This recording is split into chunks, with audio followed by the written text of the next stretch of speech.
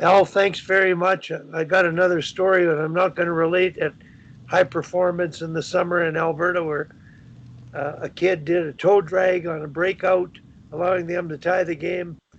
And it was one of those high risk things at a high performance camp where his creativity at that moment wasn't appropriate.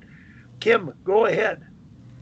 Well, I just want to circle back about, sort of that buy-in, and Bob was alluding to it earlier, right? Is that the parents have an expectation of a certain level of sweat or flow drill, or I think Daryl calls it the sweat test, right? So they come to a practice and there's things they, you know, remember from when they played or what they think it's supposed to look like. And I think it's interesting as, tied in with what Al just said about making mistakes and taking risk and being creative. And like, since when were coaches not allowed to do that? I am a risk taker as a coach. I am creative as a coach. I am willing to try different things. I am willing to fail miserably. And so it's ironic, right, that now, in the sort of newish way of teaching, we want our players to do it, but I've got to run the same 6 drills all year, right? And I actually probably could do that and be creative to tweak it all. But, I do think it's funny, I think it also goes back to how you carry yourself as a professional coach and the way you approach a practice, right? So, I to go back about, Matt used to be a lawyer. I mean, all I know about lawyering is like what I see on Netflix. My mom's a lawyer. I don't know what she actually does every day, right? But, the parents perceive, they sit in the stands, they know what a hockey coach does every day, right? Like they think when I run practice, that's actually where all the work is, where we all know 90% of the work happened before I even stepped on the ice to run the practice. But I think you have to communicate that stuff clearly. This is why we're doing it. You know, if they have a problem with a lack of flow drills, then you have to explain it. And you probably are explaining that before the season ever starts. I guess I have a luxury now in junior. You don't get a lot of parents watching. They either drop their kid off and there's a lot of restaurants and bars around our rink, we'll just say. So the parents may go somewhere else while their daughter's on the ice, but a lot of my players drive themselves. But I did have an incident last year when I was coaching midget double A. We had a practice in a rink that was kind of off the beaten path. And we went in there and there were all these parents watching practice. It had been years since I'd had any parents watching me run a practice. I was like, oh, this is kind of odd. What are all these people doing here? Actually watching me run the show. So I don't mean to dismiss it, but I do think it comes down to how you communicate what it is that you're trying to do. But I do think you have to be willing, if we're going to allow our players to make mistakes and be creative and take risks, then we also should be willing to do the same thing and think outside the box. And if it doesn't cut both ways, then, how could we possibly ask our player to do it? Or how could we demonize a player for toe dragging in front of their net? Right? I don't know. And I think if you sold it like that to the parents, it would probably go over relatively well. Kim, in that regard, I think everybody here, we get it. And our Richard, our biggest concern, and I don't know that Kim and Al are delivering coaching clinics yet, but that's the part of coaching education to be able to teach them the right ingredients to being a coach. That means the teaching element, the hockey sense element, the difference between random and deliberate practice, and the right stuff, the right amount, the right time of doing things.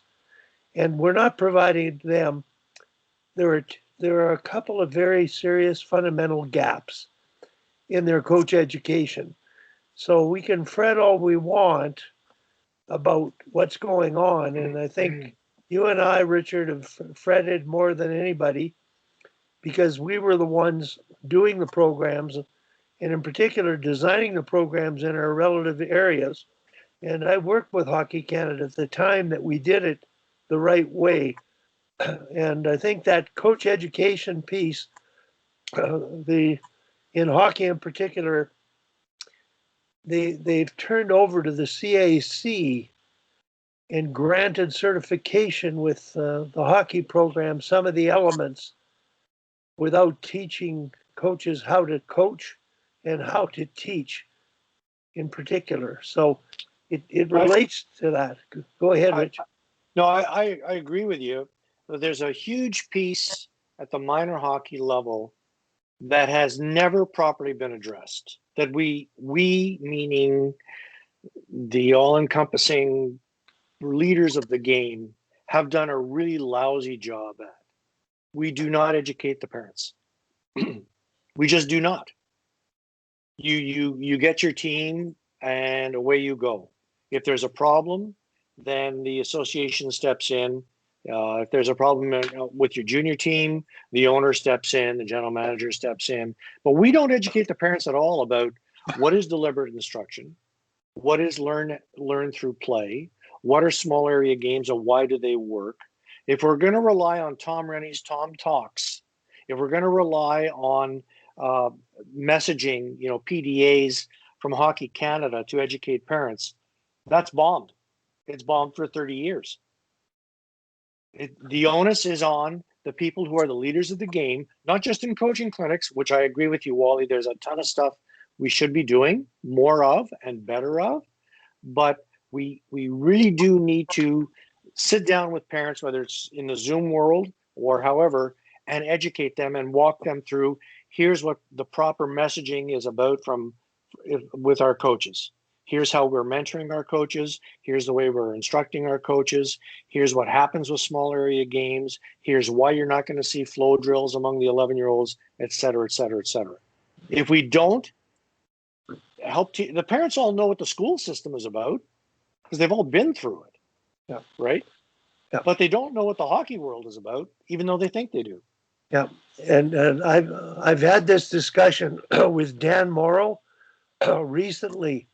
And Dan, Richard, he's the one that did the mission statement exercise. He's still alive? He's still alive, and he's going to get back into coaching when he retires in Calgary, working with Enbridge.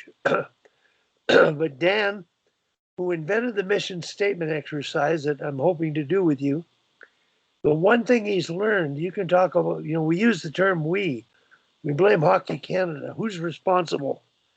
I believe the only mechanism, and Dan agrees with me, is the coach must educate the parent. And so Dan's, when he's done the mission statement, which is the perspective of why you're coaching, why you're parenting, and why you're a part of this team, what your organization wants to do, he's shared one thing to me that is new. And Dominic Pittis, who's coaching with the Flames Oregon farm team, coaching his daughters in Stockton, discovered the same thing. And what Dan advocates is get out of the dressing room at the end of every game and go and talk to parents. And Dominic Pittis, his decision is you got to get the coaches to ask, the parents to ask you questions. They've got to know why you're doing what you're doing. So you want more questions from them to explain what you're doing. And you'll have buy-in that way. That's Dan's statement. And Dominic's statement is the inability of coaches to deal with what their concerns are and say, well, we're doing this in this way, explaining it in a rational fashion. And if you've done it with the mission statement exercise, you will have agreement. But if you don't establish respect and trust, which was a big part of Morris's talk last week, respect and trust with the parents, with the players, as a coach at any level. I mean, his ability to do that, he feels it's the one thing he would add to his toolbox with the mission statement. Because if you don't have that, the score clock overrules, the outcome overrules, the emotions overrule. Adults ruin the game. So I think there is a solution out there. It's just a matter of getting the powers to be to implement it in a way that was actually in place a long time ago. So that's why this group exists, Richard. That's why we're having these conversations. So anybody else, anything to add on the debate?